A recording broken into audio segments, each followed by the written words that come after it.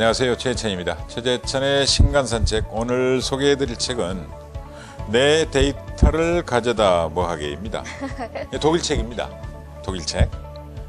우리나라 요즘 독일 책 많이 번역 안 되잖아요. 네네. 참 편중되는데 이것도 갈수록 그런 영어를 제외한 좋은 번역자들이 없어진다면서요. 그리고 각 나라마다 책 쓰는 습관도 다르고 그렇죠. 풀어가는 방식도 다른데, 그리고 자꾸 그 나라 책을 다양하게 읽어야 여러 가지 상식들, 뭐라 할까, 기초적인 그런 것들이 기반을 쌓게 되는데, 하여튼 독특하고 재밌는 책입니다. 다들 고민하는 정보의 자기결정권, 정보보호 문제, 특히 빅데이터 시대에 네네. 우리나라도 최근에 여러 해킹 문제 있었습니다만 그런 것들을 쭉 이야기한 대단히 젊은 독일 정치인이자 인권운동가, 정보 인권운동가의 멋진 책입니다. 예. 책 제목이 제가 묻고 싶은 표현을 그대로 살려냈네요. 핸드폰, 지갑, 의료 정보, 행동 패턴 등 내 정보가 어디서 어떻게 활용되어지는가 궁금했는데요. 지금부터 살펴보도록 하겠습니다. 예, 그렇습니다. 시청자 여러분들께 본격적으로 저희들 말씀 나누기 전에 먼저 온북TV에서 준비한 영상 함께 나누겠습니다. 내 데이터를 가져다 뭐하게. 젊은 정치인, 인터넷 정책가, 시민권 운동가 등 다양한 수식어가 따라다니는 저자 말테 슈피츠는 이 책을 통해 디지털 시대의 개인 정보들을 지배할 것인지 지배당할 것인지를 날카롭게 분석하고 있습니다. 감시의 토대가 만들어진 공공기관, 이동통신사, 보험사, 은행 등을 파고들면서 자신의 개인 정보를 누가 어떻게 활용하고 있는지를 추적하고 있습니다. 독자들은 디지털 사회에 엄중한 경고를 던지고 있는 이 책을 통해 디지털 시대 정보의 자기 결정권이 얼마나 중요한지 알 수 있습니다. 방금 언급했습니다만 휴대전화 기록 있잖아요. 네네. 이게 단순히 뭐 누구한테 전화했다, 문자 정도만 보는 것 같지만요, 이건 어마어마한 정보를 담고 있습니다. 사실 이런 겁니다. 2011년 2월 말에 차이트 온라인 독일 잡지에 이랬습니다. 모든 것을 발설하는 핸드폰이라는 이름으로 기사를 썼는데요. 네. 6개월 동안 저장된 이 저자의 정보를 해석한 겁니다. 이걸 보니까 그래픽과 그림 데이터로 네네. 했더니 내가 언제 어디로 차를 타고 갔는지, 어디로 비행기를 타고 갔는지, 내가 어디에서 묶었으면 어떤 시위에 참가했는지, 그 다음에 거기에 담긴 정보가 6개월치인데 총 35,830개입니다. 네. 이 모든 걸 알 수 있어요. 이를테면요, 아침에 저 같은 경우 출근을 한다. 이를테면 내가 기상시간 휴대전화에 저장돼 있겠죠. 그렇죠. 그렇죠? 내가 알람으로 네네. 돼 있으니까. 그 다음에 일어나자마자 뉴스 검색하죠. 그거 다 나와 있죠. 네네. 그 다음에 출근하죠. 그러면 이제 자동차에 딸린 GPS가 내 그렇죠. 노선 다 따라오죠. 네. 그 다음에 휴대전화에 내 위치 추적 장치 다 돼 있잖아요. 오늘은 어느 길로 왔는지, 오늘은 어디 길로 왔는지, 어디에서 멈췄는지 다 나오게 되죠. 그 다음에 와서 이제 하는 일들은 거의 공식적으로 다 기록이 되죠. 네. 그 다음에 오늘 점심 제가 신용카드 썼거든요. 그러면 그것도 무슨 기록이 음식 되죠. 얼마에 네. 먹었는지 다 나와 있죠. 그 다음에 수없이 문자 주고받았거든요. 문자는 휴대전화 문자는 6개월 동안에 의무적으로 저장됩니다. 그렇죠? 뭐 범죄 수사나 무슨 목적으로 의무적으로 저장되는데 그거 사실 믿을 수 없거든요. 다시 되살릴 수도 있어요. 그렇죠. 찾아가서. 확보하죠. 그런 방식으로 내 동선, 우리 전에 토끼잡이 할 때 토끼가 어디 지나갔는지 추수당했던 것처럼 다 하는 거예요. 이런 데이터들 네. 과연 어떻게 해야 되는 거죠? 누가 지금 다 동의받고 있는 건가요? 이런 문제를 지금 이야기하는 겁니다. 예. 네, 맞습니다. 어떤 정보 보호에 대한 권리는 우리가 가지고 있는 가장 중요한 권력의 문제 중 하나가 아닐까 하는 생각이 들었는데요. 좀 우리가 스스로 지켜야 되는 것 같습니다. 오늘 신간 저자 말씀하셨다시피 84년생이더라고요. 그러게요. 이 책을 쓸 때는 한국 나이로 네. 31살이던데. 깜짝 근데 놀랐습니다. 녹색당에 들어가서 녹색당 그렇죠. 청년 대표였고, 우린 정치를 다른 일 다 하다가 말년에 마지막 명예직으로 네, 생각하거든요. 근데 정치도 사실은 전문직이에요. 명예직이 될 수는 없는 건데 참 멋지잖아요. 독일 해적당이나 이런 것들. 그 다음에 맞습니다. 독일에서 문화 정액제 도입을 위한 공유 네트워크 멋있죠. 그 다음에 정보 보호 그룹. 정보 보호. 그 다음에 망 중립성에 대한 노력. 그 다음에 통신사가 수집하고 있는 자신의 통신 정보를 수집해서 그걸 일반에 공개했다. 많은 일들을 했네요. 예, 짧은 기간에. 예. 이분이 이제 한 거고, 그 다음에 이제 함께 쓴 부분은 기자. 예, 기자가 이제 같이 공저를 했죠. 예. 맞습니다. 지금까지는 어떤 국가적 감시에 대해서 관심을 가진 사람이 극소수였는데요. 2013년인가요? 그때 미 국가안보국이 인터넷 회사의 컴퓨터를 어떤 감청한다는 그런 소식이 보도되면서 상황이 변했습니다. 심지어 13년 6월 6일이 인터넷 역사에서 좀 중요한 날이다라고도 했는데요. 어떻게 보셨는지요? 다들 인터넷은 우리가 거기 이제 착각이 빠지는데 무선이니까요. 대부분 무선이라서 내 정보가 다 흩어져 버리고 안 남아 있다고 착각을 하는데 NSA라고 미국의 유명한 국가정보국 있잖아요. 거기는 뭐 저 남쪽 그 오세아니아 주에도 그런 전파를 수집하는 데가 있고 또 유럽 쪽에도 있고 해가지고 전 세계 모든 오가는 통신 정보를 다 수집하는 거죠. 이를테면 거의 전 근대적 이야기입니다만 박정희 대통령 살아계실 때 미국이 감시를 한다고 생각을 하니까 말년에 밖에 나와서 중요한 이야기는 정원에서 하셨잖아요. 그럴 때면 저희도 방에서 녹화를 합니다만 제가 지금 이야기를 하잖아요. 그럼 유리창이 떨려요. 그러니까 이걸 몇백 미터 전방에서 유리창에다가 전파를 쏘면요. 내 말 그대로 반복이 돼요. 그렇죠. 지금. 저 최혜찬입니다. 그럼 저쪽에 다 지금 듣고 있어요. 맘만 먹으면요. 간단해요. 그래서 사실은 정보기관이나 청와대 같은 경우는요. 우리나라 국가기관에는 유리창과 유리창 사이에 음파나 음악이 흐르는 장치가 있어요. 그러니까 이를테면 최근에 우리나라 재벌 기업이 미국 뉴욕에 무슨 호텔 하나 인수했잖아요. 근데 오바마 대통령이 거기가 주무신다고 그러잖아요.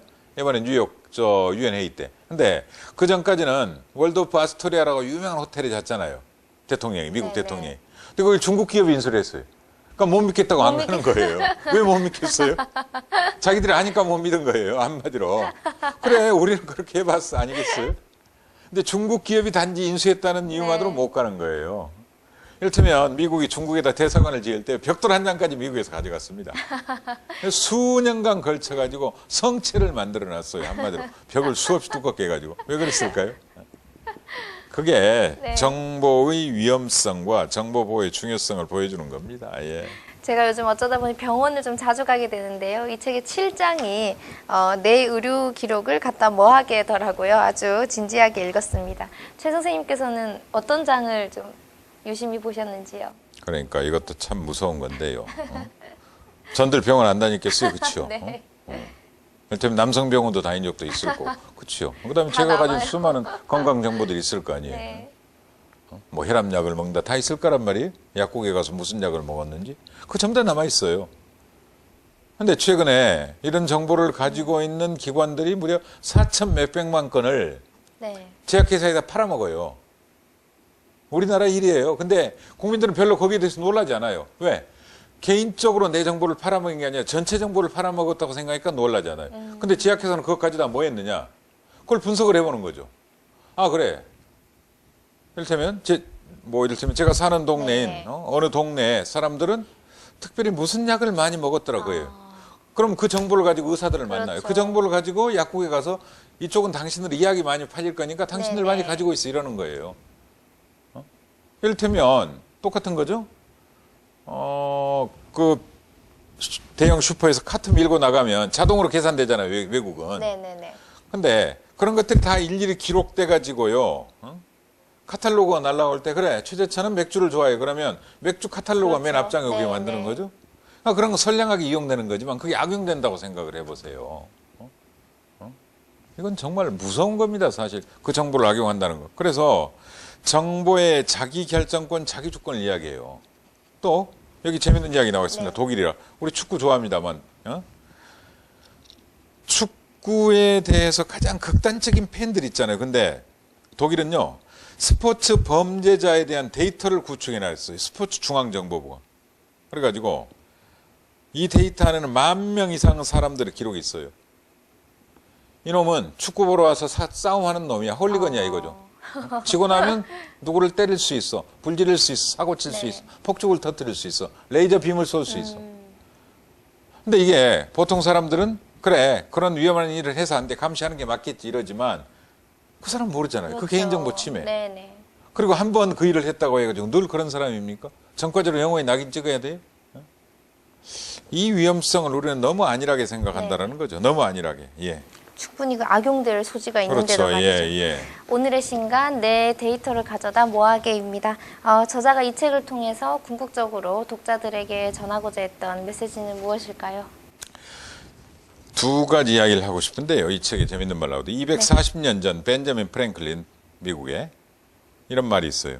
순간의 안전을 얻기 위해 근본적인 자유를 포기한다면 자유도 안전도 얻을 수 없습니다. 멋진 문장이죠. 네. 독일 총리 관저 이야기가 나오거든요. 네네. 그러니까 독일 연방 총리 앙겔라 메르켈은요. 총리 관저에서 직선 거리로 2km쯤 떨어진 베를린 한복판에 거주하고 있습니다. 그러니까 이 양반은 관저 안 들어가요. 참 멋지죠. 그리고 밤이면요 남편이랑 축구 보러 다닙니다. 축구를 아주 좋아해요. 네. 그러니까 이 양반이 그 클린스만이라고 미국 국가대표팀 감독하는 그 감독 네. 좋아하고 스페인의 델보스케라고 유명한 감독 좋아해요. 그래서 자기 꿈은 델보스케 한번 만나는 거라고 그래요. 우리나라 같으면 당장 불러드리죠. 그렇죠, 네. 대통령이 만나자는데 그 나라 방문해서 만나죠. 근데 그런 걸 악용하지 않아요. 이를테면 브라질 월드컵이었나요? 우승했을 때 보셨죠? 그 사진. 라크룸으로 직접 들어가요, 총리가. 그러니까 선수들이요, 이기고 나서 이제 맥주 먹고 흥에 있는 거죠. 그래가지고 이 상의를 탈의하고 있어. 근데 총리랑 이렇게 하고 사진을 찍어요. 그때는 총리가 아니잖아요. 그렇죠? 그냥 기쁨을 나누는 그렇죠. 같은 시민일 네. 뿐이지. 얼마나 아름다워요. 근데 그 이야기 하려는 게 아니라 이 양반 총리 관저에 안 살아요. 청와대 안 사는 겁니다. 나와서 자기 옛날 개인 아파트에 살아요. 그리고 주말이면 장 보러 가요. 근데 대한민국에 소금 넣는 어느 언론이 앞에 수식어 붙이고 싶지 않겠어요. 어느 언론이 그 슈퍼에서 기다리는 거 일주일에 한 번 장 보러 온다니까. 난리 난 거죠, 난리. 그건 사생활이잖아요. 거기서 기다려가지고 사진을 찍은 거예요, 세상에. 그렇지만 거기는 경호원은 따라갔겠죠. 그건 사생활 영역이거든요. 근데 우리는 그건 뉴스라고 생각하는 거죠. 우리나라 요즘 어느 언론들 뭐 연예인들 쫓아다니면서 네. 찍는 못된 버릇 있잖아요. 그렇죠. 저는 그걸 아주 네. 비판적이에요. 아주 몇 개월 동안 추적했다 그걸 자랑스럽게 이야기해. 네. 그 끔찍한 일이거든요. 아무리 연예인이라도 존중할 건 해야지. 그렇죠. 공식적으로 네. 발표할 때 기다려야지. 근데 이분이 개인주택에 사니까 네. 하필 그 옆에 박물관이 있어요. 근데 박물관은 그 CCTV가 주변에 쫙 설치되어 있는 거죠. 네네. 어느 날 보니까 박물관 지붕에 설치된 CCTV 하나가 메르켈 총리 주택 어머. 방향으로 가 있었어요. 그리고 거기에는 줌 기능도 있어요. 아. 그러니까 맘만 먹으면 볼수 박물관 있는 관리하는 거죠. 사람이 쭉 줌해가지고 총리 유리창을 훔쳐볼 수 있었던 거죠. 근데 다행히 수년 동안 몰랐는데 네. 누군가 그걸 발설을 했어요. 변경됐어요. 방향이 바뀌었어. 근데 이 말이 멋있습니다. 이는 메르켈 총리의 문제였기 때문에 가능했다. 일반 시민들은 그럴 수 있나요? 그건 불가능한 거거든요. 네. 이거 얼마나 끔찍합니까? 근데 우리는요, 자기 동네 골목에 CCTV를 많이 설치해달라고 끊임없이 요청을 해요. 끊임없이.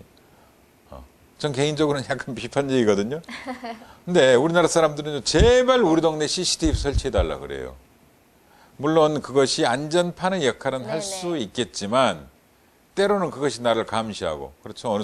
어느 순간 나를 의심하게 되고, 이런 식으로 전용될 가능성에 대해서도 동등하게 형량할 수 있는 그런 네. 지혜는 있어야 된다고 생각을 합니다. 맞습니다. 네, 이제 제가 오늘의 신간에서 와닿은 대목 한 군데를 낭독해 드릴 텐데요.